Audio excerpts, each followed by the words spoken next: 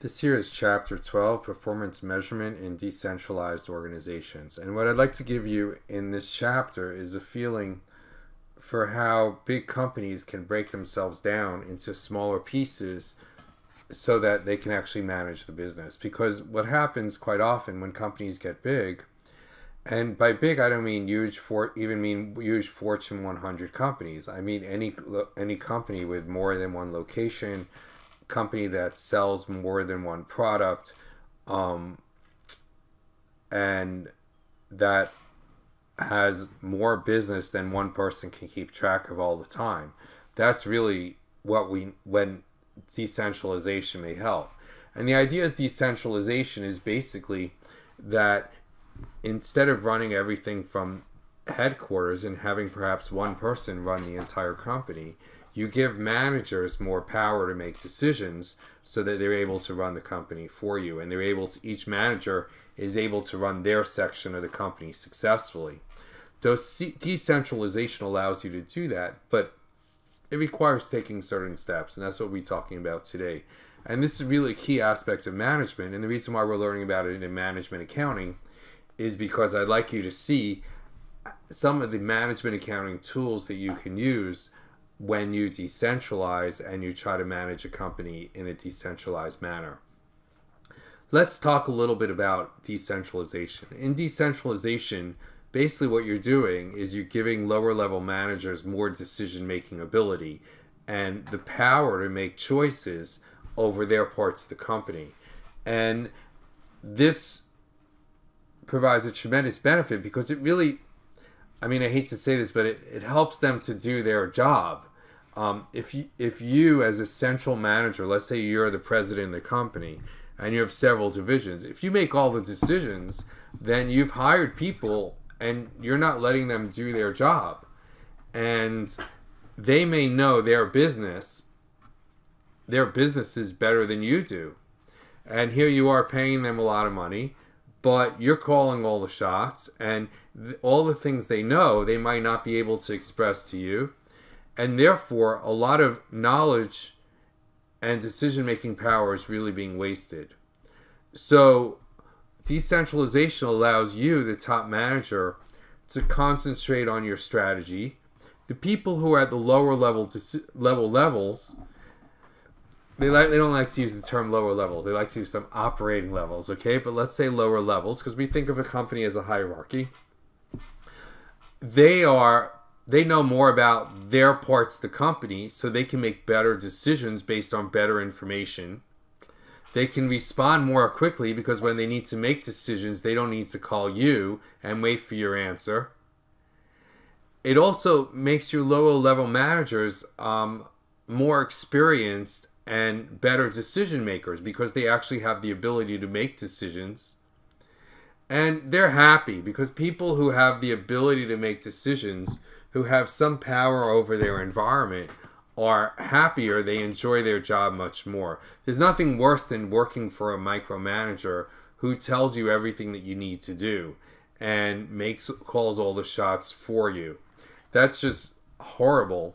So decentralization means that you have the decision-making authority. The people at the lower levels have decision-making authority and that makes life good for them. Anyway, there's some disadvantages. Lower level managers sometimes can't see the big picture. They may know what's going on in their little piece of the company, but they don't know what's going on and they can't really understand what the big picture is for the entire company. And sometimes what's good for the little piece of the company that they run is not necessarily good for the whole company as a whole. A lot of times they may be discoordinated. In other words, different managers may make different choices for similar situations, and they're not really talking to each other, not working together because each person is running their own little silo. And sometimes you lower level managers, their goals are not the same as the company as a whole. And that's kind of like not seeing the big picture. But their objective may be to maximize profit in their division, whereas what they should really be doing is they should be maximizing profit for the company as a whole. Now, we have three types of divisions, so to speak. And these are called, we could call these responsibility centers. The reason why we call them responsibility centers is because there's someone in charge of each one of them, and they are responsible for the decisions that are being made. And so the three types are what's called a cost center, a profit center, and an investment center. And again, they're called responsibility centers because there's somebody who is responsible for each of these centers. A cost center would be a situation where the manager has control over the costs, but has no control over revenues or investments.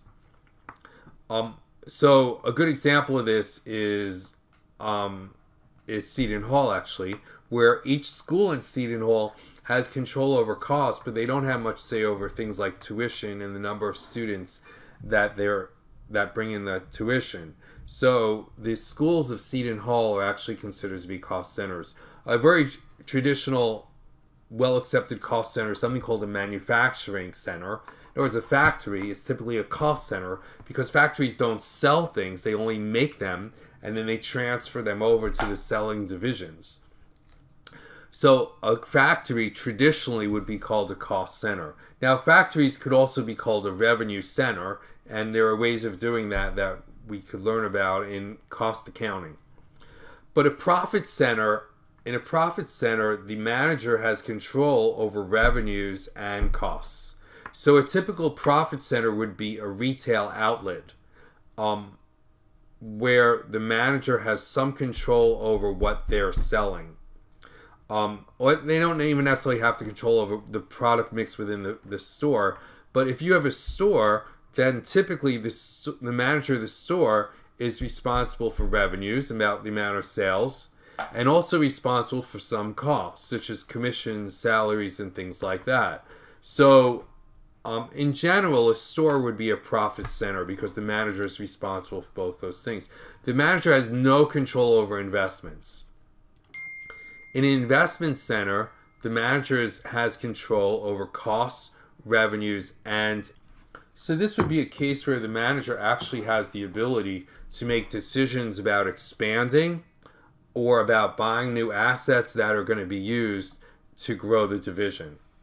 And investment center is considered to be the ideal method because the manager has a lot of, from a decentralization point of view, has a lot of control over what's going on in their division. Of course, a lot of companies are reluctant to give managers that power because they're concerned that they're not ready they're not ready or capable of making investment decisions. And we'll be talking about how to make investment decisions in a little while.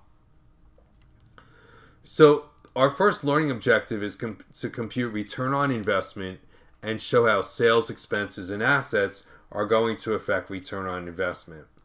So return on investment is calculated as net operating income divided by average operating assets. And net operating income is typically income before interest and taxes. And average operating assets are cash, accounts receivable, inventory, plants and equipment, and other productive assets. Now, this may look familiar to you, but it might not fit in with what we did in financial accounting.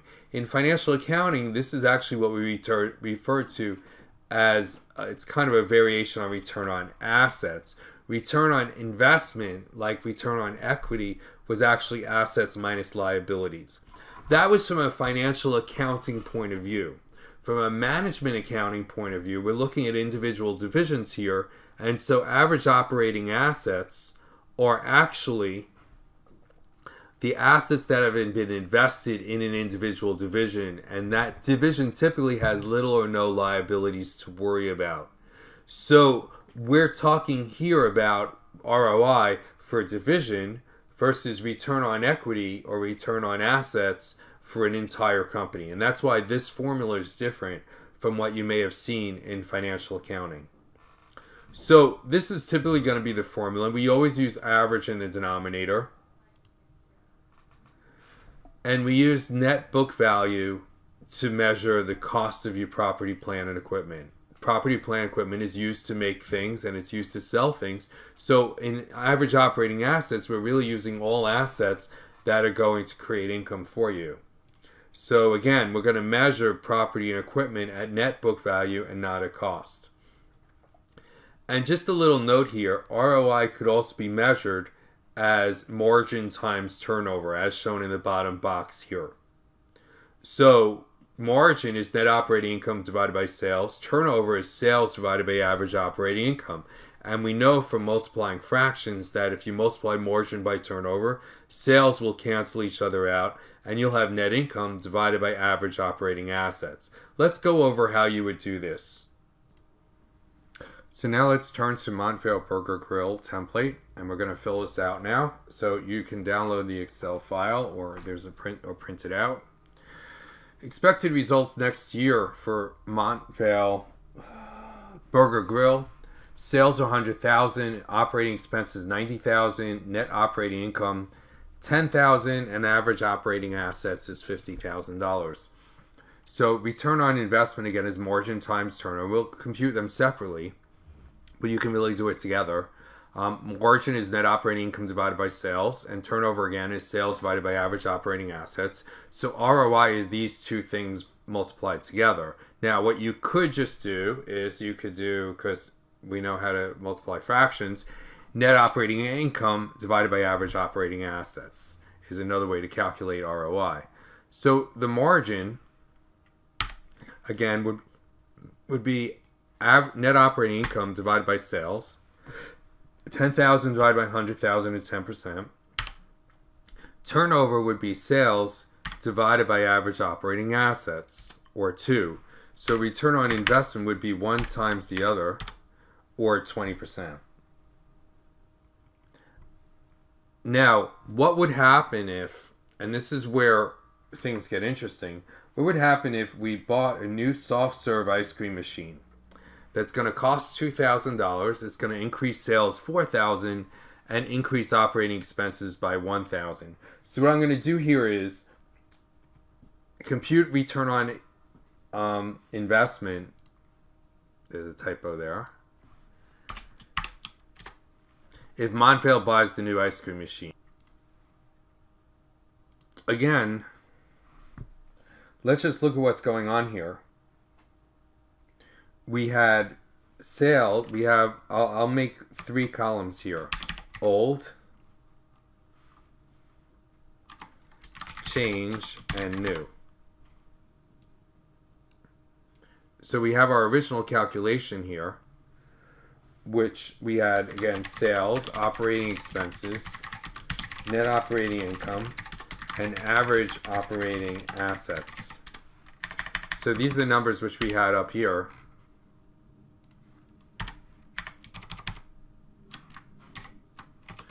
And then I had margin, turnover, and I'm adding a lot of steps here because I want you to be able to see what's going on.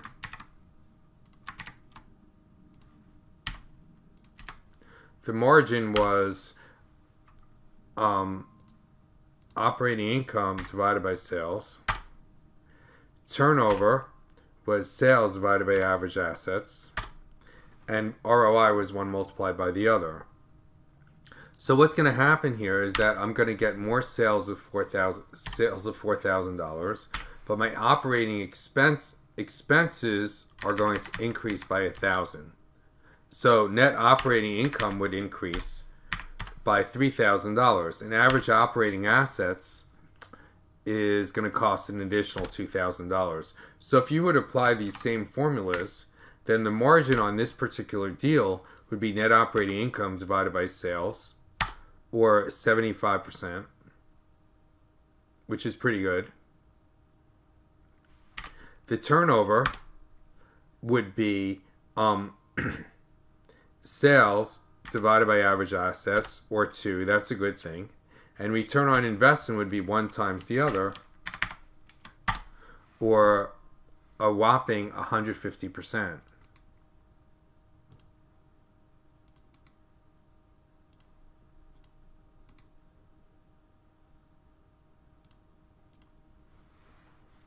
Now, the resulting company would have sales of $104,000, operating expenses of $91,000, net operating income of $13,000, and average operating assets of $52,000. So the new margin would be 13,000 divided by 104,000, or 13%. It would increase our margin to 13%. Turnover should stay exactly the same turnover because it's always 2. So here it would be sales divided by average assets of 52, and it would still remain at 2. And return on investment would be equal to net operating income divided by average operating assets, or 25%. So our return on investment would increase to 25%. So the question is, should you buy this new ice cream machine? And based on the information that we have here, the answer is an unqualified yes. Now this example is the same as the example that you have in the book. And I do that on purpose. I know it seems that I lack creativity. I'm in accounting, so you can't expect much creativity from me. The reason why I do the same example as in the book is so that if you don't understand what I did, then you can go to the book and you could read it there.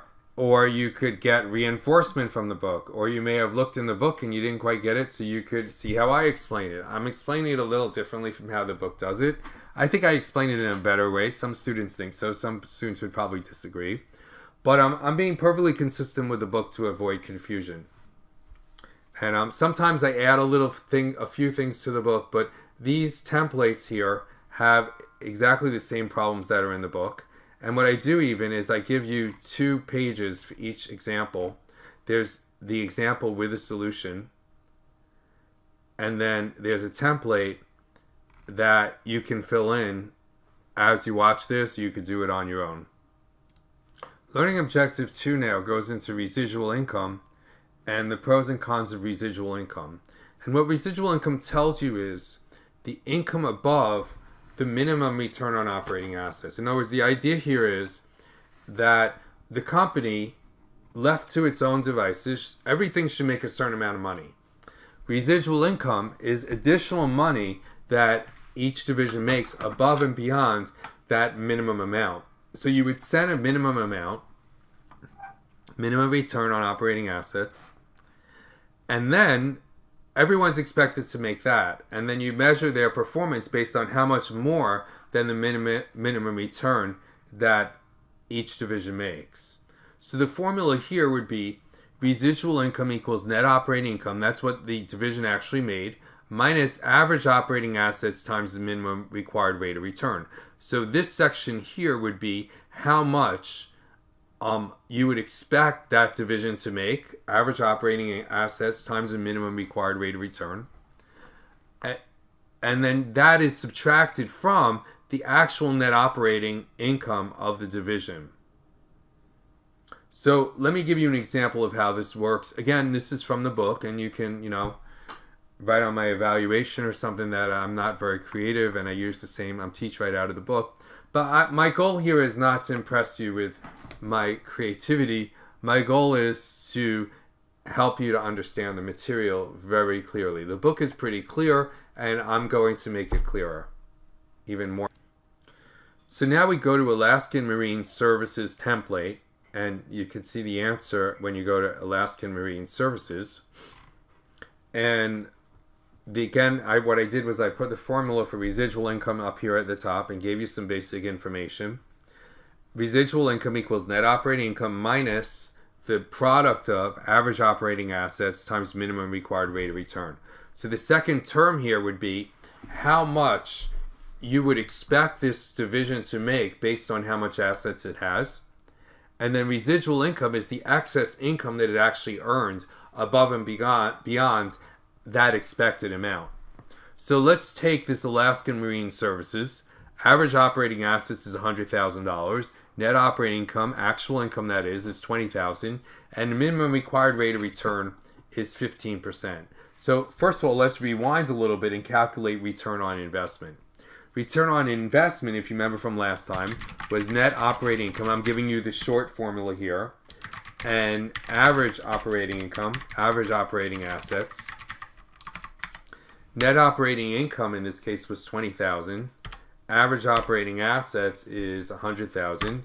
So return on investment would be equal to 20,000 divided by 100,000, or 20%.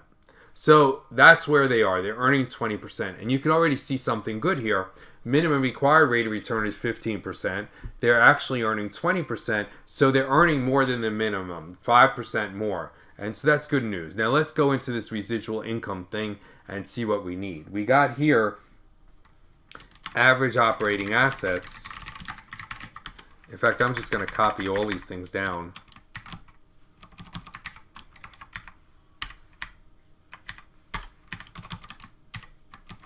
And then the formula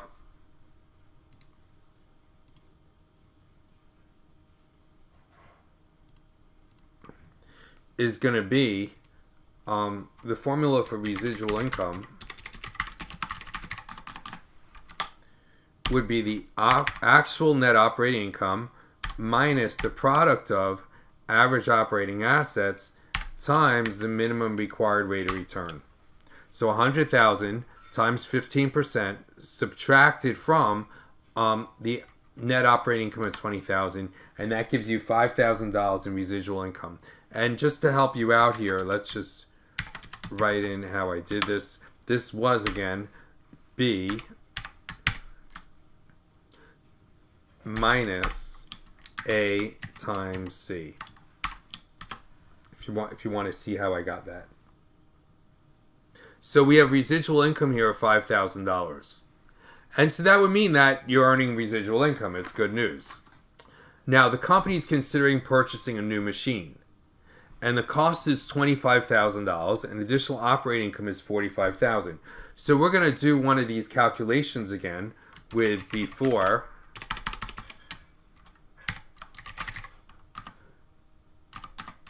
the new machine and after. So we have again these three terms and residual income. Although actually no, we're going to do ROI first. So ROI is just net operating income, average operating assets, the numbers that we came up with here. And the before numbers would be 20,000, 100,000, and 20%.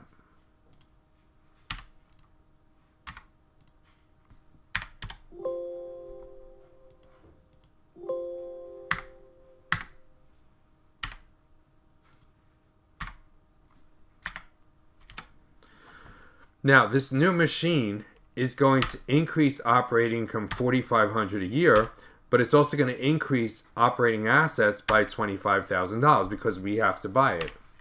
So that would mean that you have ROI on the new machine of 18%. So this new machine would drag down your return on investment. And we generally don't want to drag down. Return on investment is a good thing. And we generally don't want to drag down our return on investment. Let's see then what would happen if we took on this new machine, if we purchased it. We would have net operating income of $24,500. We'd have average operating assets of $125,000. And therefore, we would have ROI, not a zero. You got to be careful of rounding errors in Excel. Of 19.6%. So you can see the problem here is that this is going down, and we don't want these things to go down. I made it red. That's bad. 19.6% is very bad because we're better off not buying the machine. But let's look at it from a residual income point of view for a moment. Let's calculate residual income. Before the new machine, after again, and we have all of our various calculations here.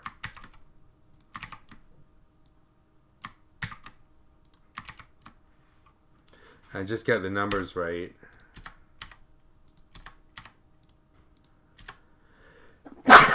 Excuse me.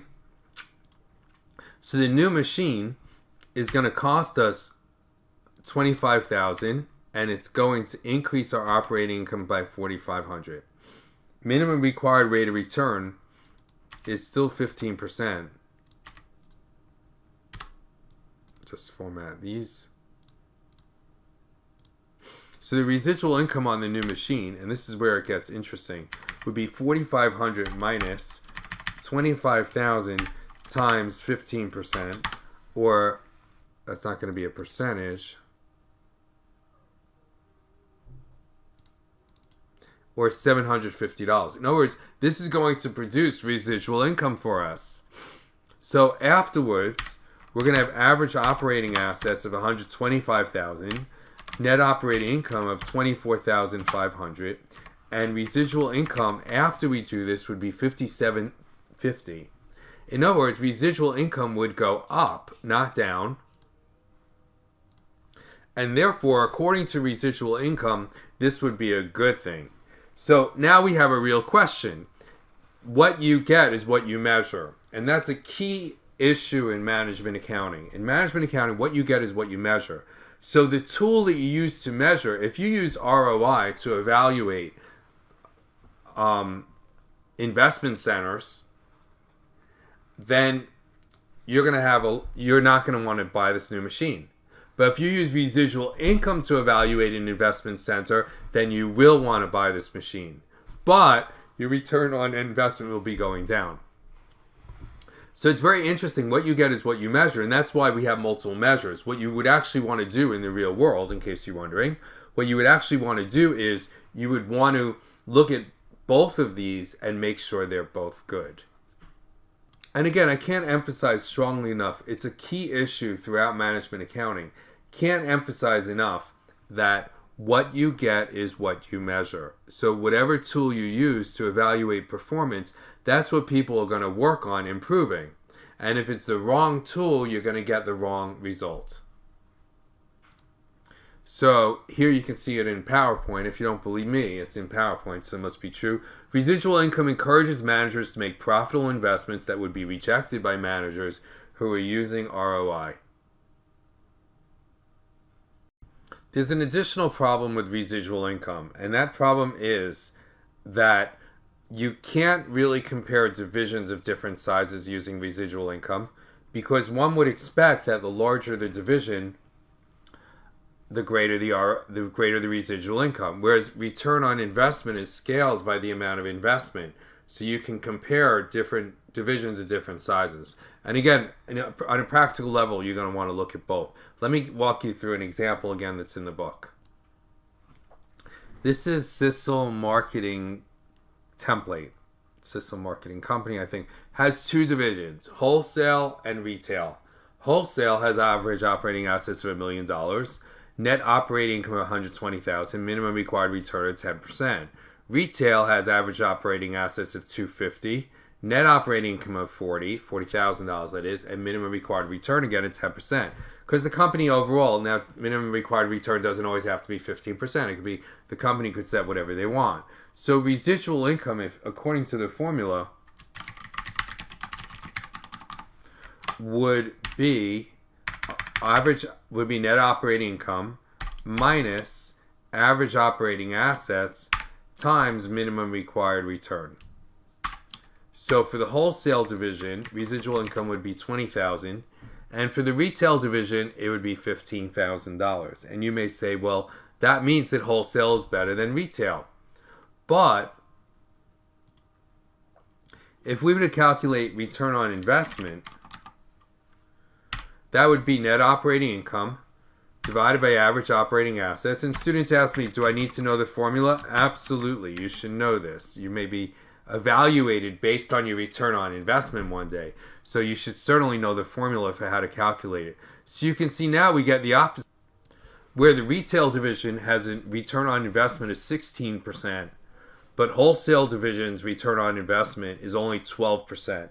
So this raises an interesting question. If you have a little extra money you want to invest, which division are you going to give that money to? Well, let's say it's $100,000. If you give it to the retail division, how much additional income is it going to give you? It's going to give you 16%. If you give it to the wholesale division, it's going to give you 12%.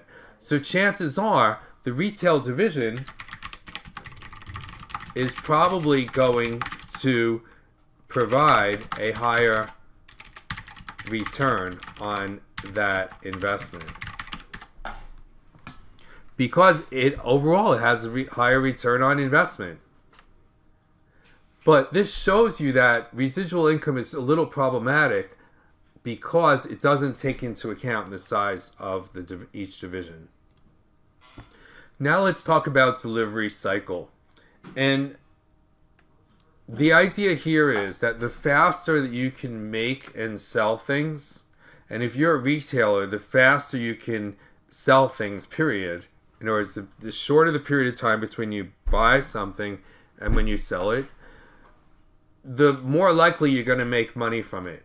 And that's so fundamental to business, and I think that we underemphasize it. I don't underemphasize it. I talk about it all the time, that when you buy something that you're going to resell, you want to sell it as quickly as possible, because the more inventory that you have, the more inventory that's soaking up your money, the greater the risk of loss and obsolescence and other kinds of damages. You want to make and sell your goods as quickly as you possibly can, of course at reasonable quality and everything. So let's talk about time. And we have actually delivery performance measures. Let me explain what each of these things are. Process is the actual amount of time, process time as shown here. This is really key. Process time is when you make the goods. So the real key is making the goods. And everything else is kind of secondary to that, because process time, the time that it takes to make something, is really where the value is added.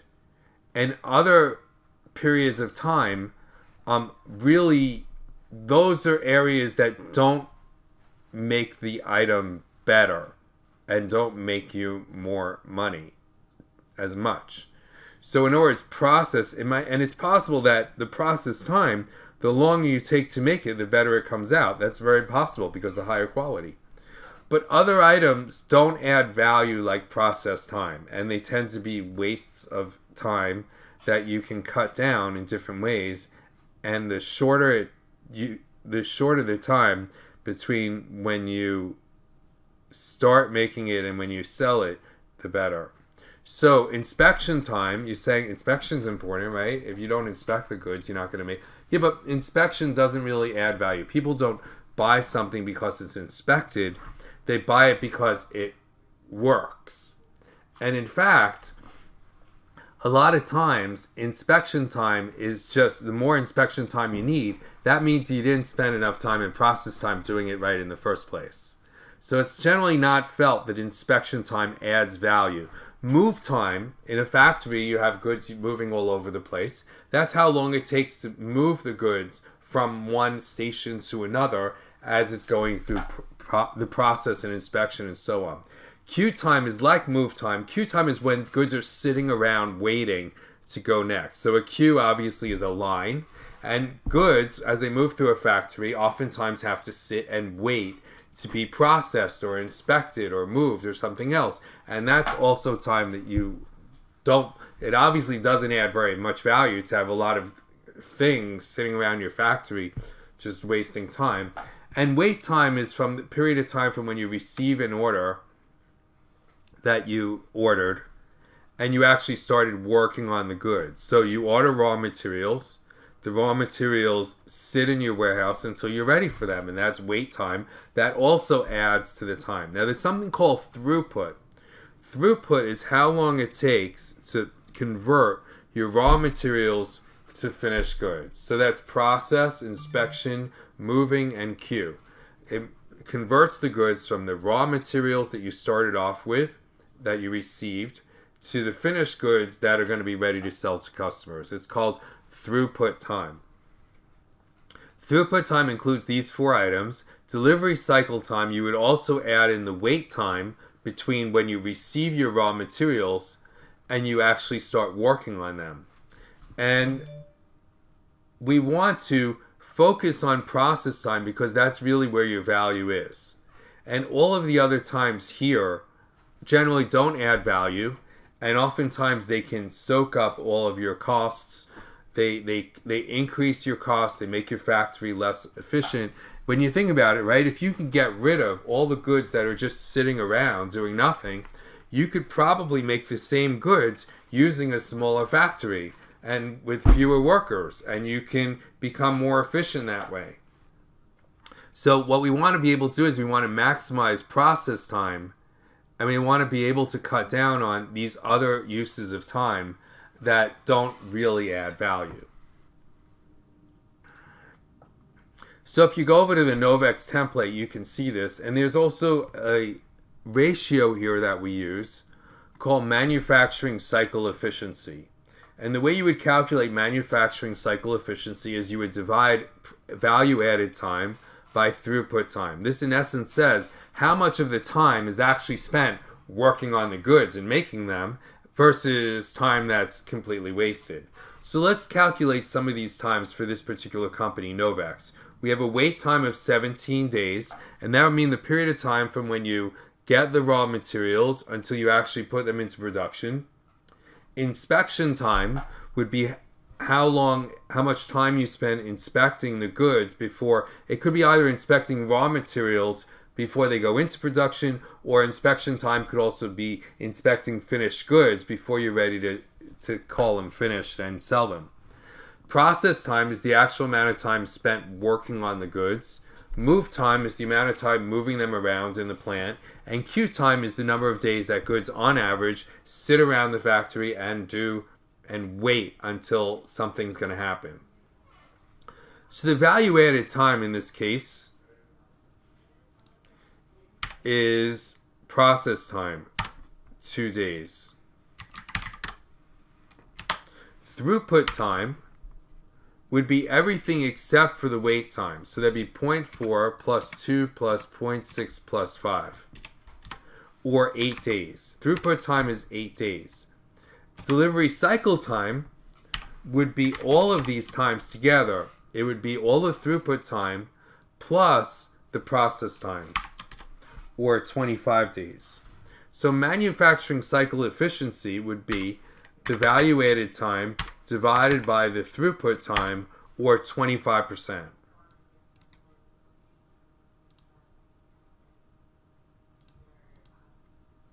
That means that 25% of your time, that the time that the goods are actually sitting in your factory, are they actually being worked on and being made.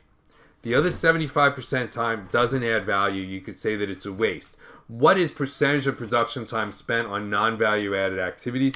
That would just be 1 minus the MCE. That would be 1 minus the MCE, or 75%. In other words, 75% of your time in this situation is wasted. Now you're probably like, if you really think about it, you're probably thinking, well, that's pretty sad. Like, how could they be so inefficient? The fact is, this is probably very efficient, because a typical factory probably actually works on the goods for less than 10% of the time that it actually has them. Most factories are not very efficient at all, and the goods are mostly just sitting around waiting for someone to do something with them. Here's a little test yourself thing. A TQM team at Narden Corp has recorded the following average times for production. Wait of 3 days, inspection 0.4, process 0.2, move 0.5, and queue 9.3 days. What is the throughput time? Pause the video, calculate it. Answer is 10.4 days. That would be process plus inspection plus move plus queue. So it's everything except for wait days is 10.4 days. Here's another one. Same problem. What's the manufacturing cycle efficiency? And it's all the same facts as before. Pause the video, try it out. If you said 1.9%, you did a great job, because only 0.2 days are in process. Throughput is 10.4 days, meaning 1.9% of the time that the goods are sitting in the factory are they actually being worked on. Let's do another one. Delivery cycle time. This is the percentage of time. This is the number of days in the delivery cycle. So the answer would be, if you didn't see it already, 13.4 days, that would be the 3 days wait plus 10.4 days of everything else, throughput time. Now let's talk about the balanced scorecard. You're probably wondering, why did we skip chapter 2? Or why did we skip over all these chapters and go straight to chapter 12? Because I think one important part of it is to think about what we're doing with management accounting information. We calculated operating income now. We talked about how to evaluate different divisions. What we're going to do in the next few chapters, we're going to talk about how to calculate some of these numbers. But the balanced scorecard is really key to understanding how to evaluate performance. And what it forces you to do is it forces you to put together a set of measures that you can use to see if your strategy is in place and working successfully.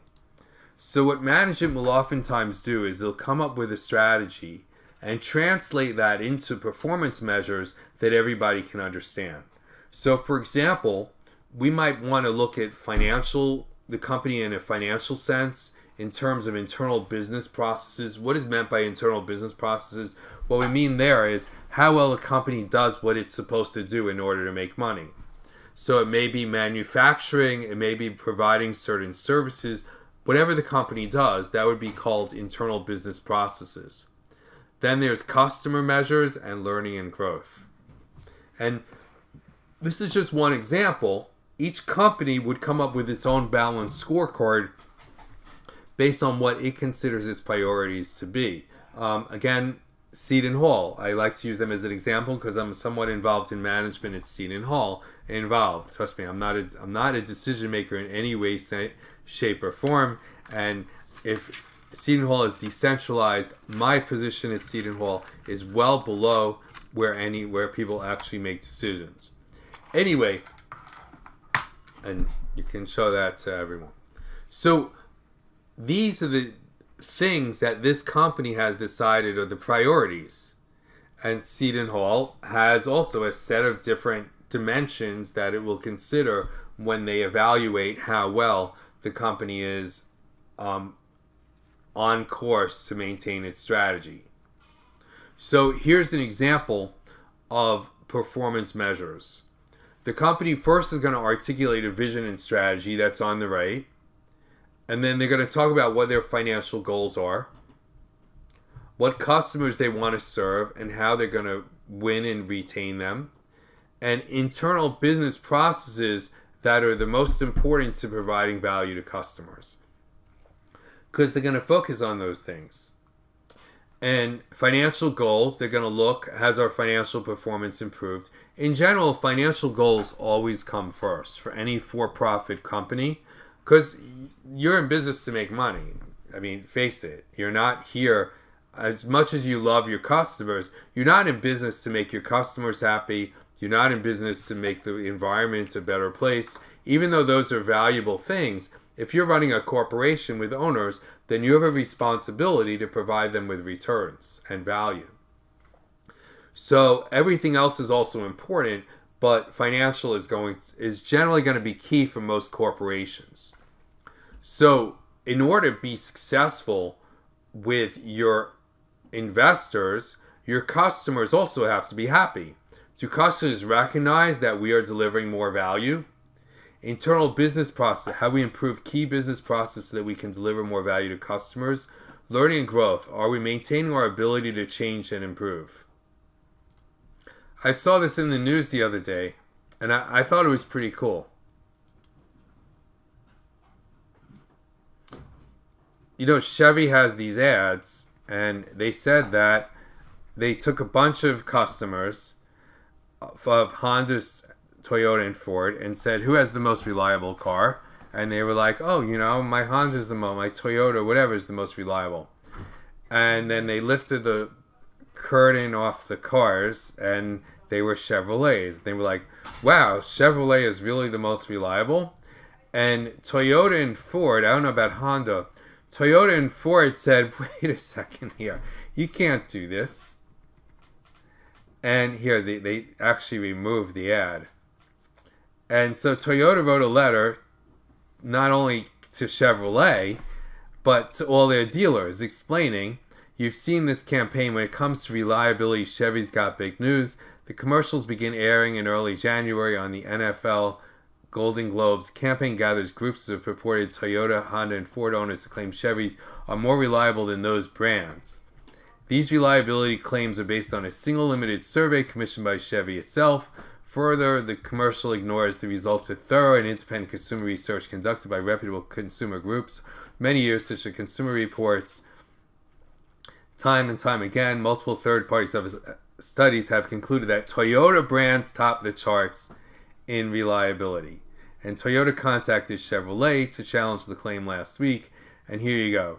Corporate Chevy responded, Chevrolet stands by the reliability claim and the ad, etc. It's part of a series of creative executions to our campaign. Clearly, creative is a good word for this. And Ford came out and they did the same thing because Ford wants to show that it is more reliable than Chevrolet. What's going on?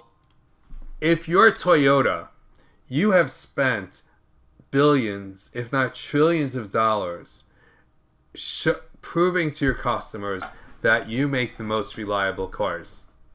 So that when a customer comes into a Toyota dealership, the salesperson can say, we make the most reliable cars. And that's how we deliver value. Toyotas are reliable. If Chevy comes in and says that, they are hurting the value of the Toyota brand. And Toyota cannot let that happen for a second. That is critical to the Toyota value proposition, is customer understanding that Toyotas are the most reliable cars. I guess Honda would dispute that. I don't know. But Toyota's certainly not going to let Chevrolet come in and say our cars are the most reliable. Not for a second. And they actually force Chevy to remove the ads. Have we improved key business processes so we can deliver more value to customers? Are we maintaining our ability to change and improve? So for this particular company, these are the things that they're looking at. And what they're going to do is they're going to look for ways to measure these things. Financial measures are lag indicators that summarize the results of past actions. But what we're going to look for is we're going to look for non-financial measures that are leading indicators of future financial performance. Because much less interesting than what happened last year is what we're doing to make better things happen next year. So instead of just holding managers responsible for financial performance measures, which are inherently backwards looking, we're going to focus on non-financial measures, which are forward looking. And this will provide a better way of assuring that strategy is in place. In other words, if you're Toyota, you can look at profitability and you can look at increase in sales. But those two things don't say much about the future. What says more about the future are reliability ratings. Customers believe your value proposition is that you make the most reliable cars. So customers believe that Toyota is the most reliable. The way you create future sales is by making the most reliable cars. So what you would want there for a non-financial measure is some measure of reliability. How many recalls do you have? How many customers come back? How many customers find defects in their cars and bring them back?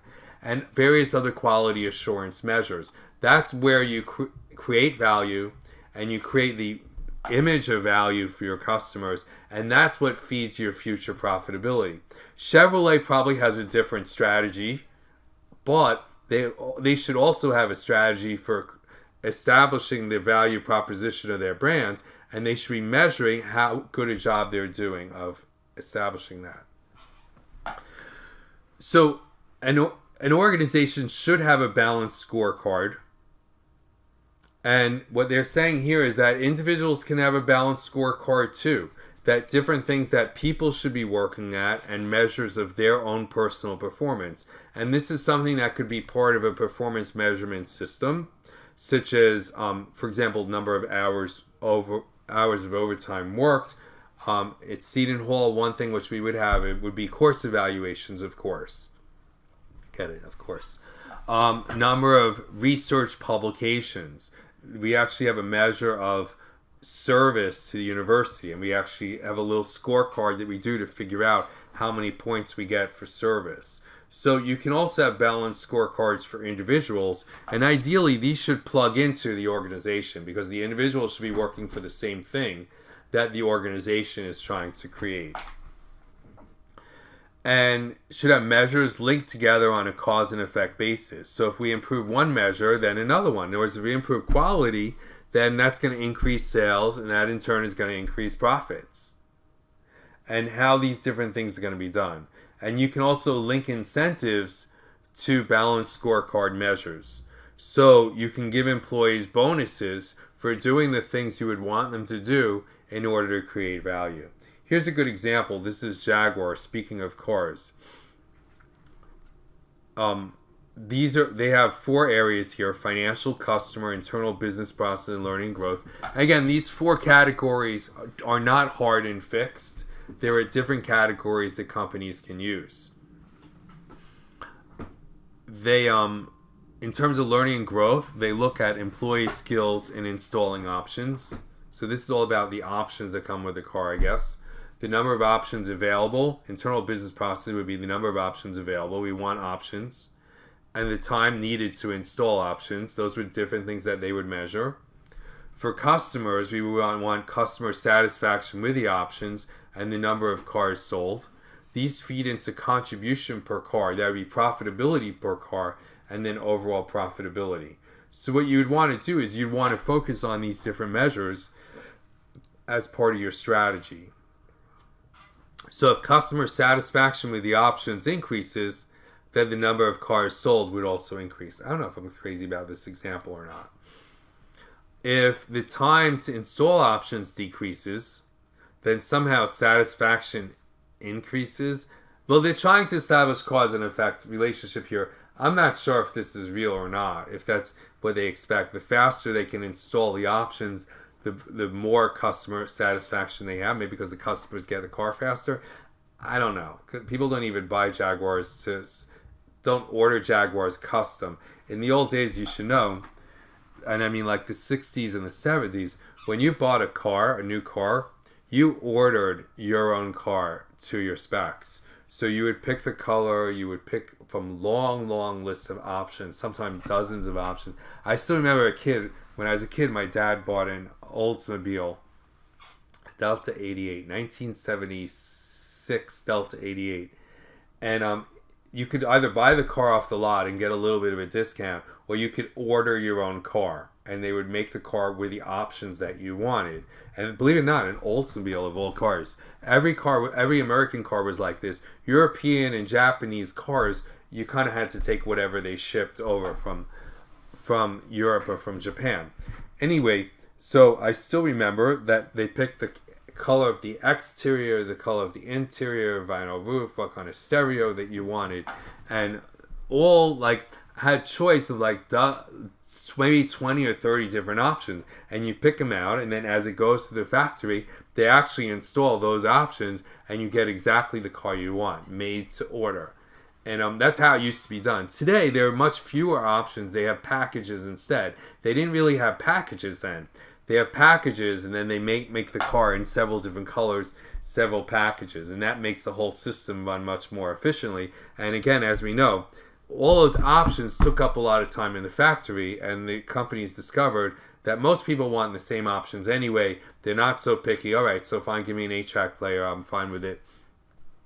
And therefore, you can move the goods to the factory much more quickly, become more efficient, and reduce the cost. And people would prefer the reduced cost than to have a car that's exactly the right color with certain options but not certain other options. So if they can increase the number of cars, they can increase the contribution per car, then they can increase profit. So this has a very much of a cause-effect relationship here, even though I think the relationships themselves are a little bit iffy, but this is kind of how it's going to work. And so let's just talk about what we went over in this chapter again. We started off by talking about decentralization, and we talked about 3 types of centers. You could have cost center, a profit center, an investment center. Just as a side note, you could also have a revenue center. I don't think it was in the slides here. I don't think it's in the books. But you can have a revenue center that's only responsible for sales.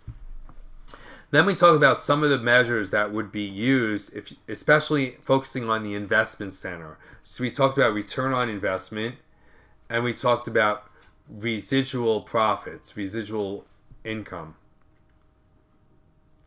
And we compared the two, and we saw that there were some pros and cons to each one of them. Then we talked about manufacturing cycle efficiency, and we said that we ideally want to focus on process time, which creates value, because there are all sorts of other wastes of time in a factory that we don't really create value, and therefore we want to be able to shrink those down as much as we can. And we talk about different ways of measuring of different ratios that are used. And then finally, we talked about the balanced scorecard.